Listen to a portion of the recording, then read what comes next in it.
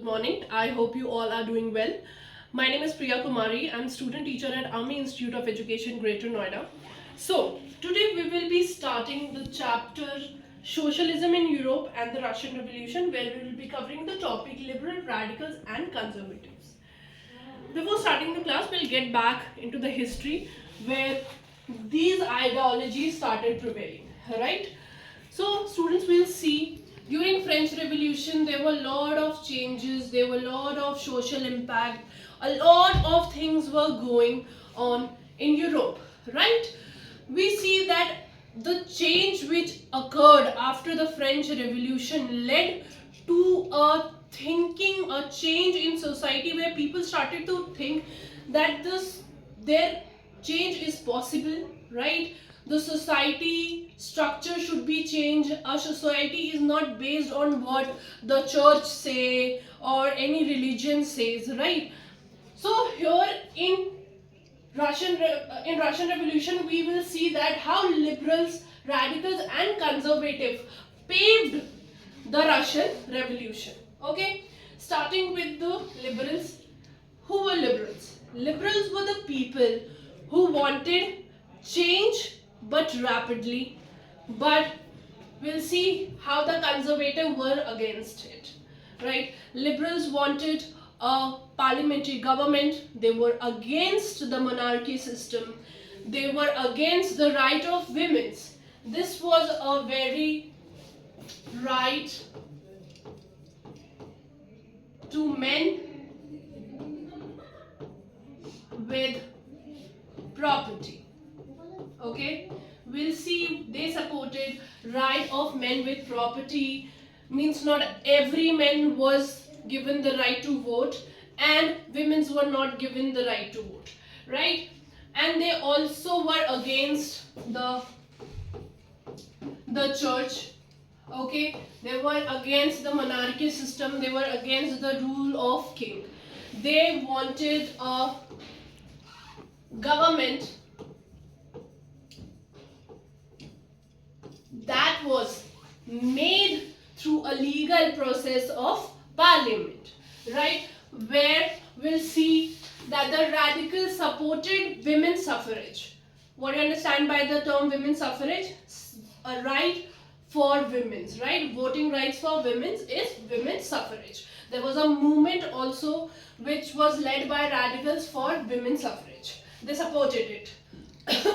Now, we'll see the radicals were against the right of men with property, right? They were against it. They were against the notion of status which was given by birth and not by their profession.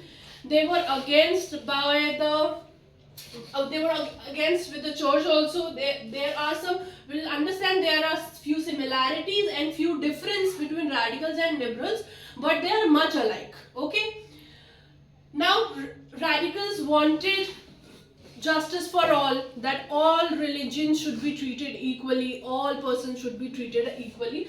We'll see there are not much of a difference. Okay, but here in conservatives you will see it's completely opposite then of liberals and radicals. C for conservation and C for no change here, students. Okay, the conservatives were against any change that was happening. They were okay with whatever lifestyle earlier, the history, how it went. They wanted the king to rule. They wanted the hierarchy to be followed. They didn't wanted to lose their power. So we'll see the people who were conservatives were the people mainly enjoying their powers, right? They were people with money, they were people with property, they were people with high status. Okay, now what will happen if you have everything and then people of different ideas will come up and say that we want equality? You will not want to lose your money or your property or status. You do not want to share that. So for that, conservatives means no change. But later on, as we'll see in Russian Revolution, they started to accept change, but not rapidly, but very gradually, very slow. on a later time they said change but slow.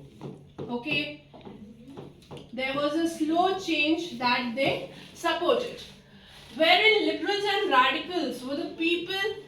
Here we'll see liberals and radicals with people who owned property, who owned industries.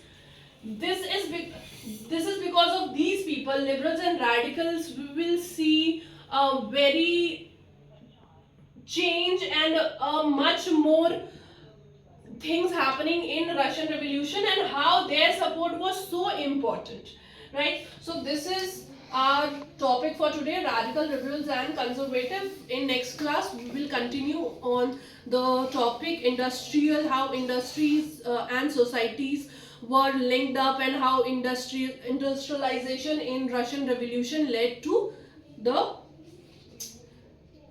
formation of the whole Russia and Europe. Thank you guys.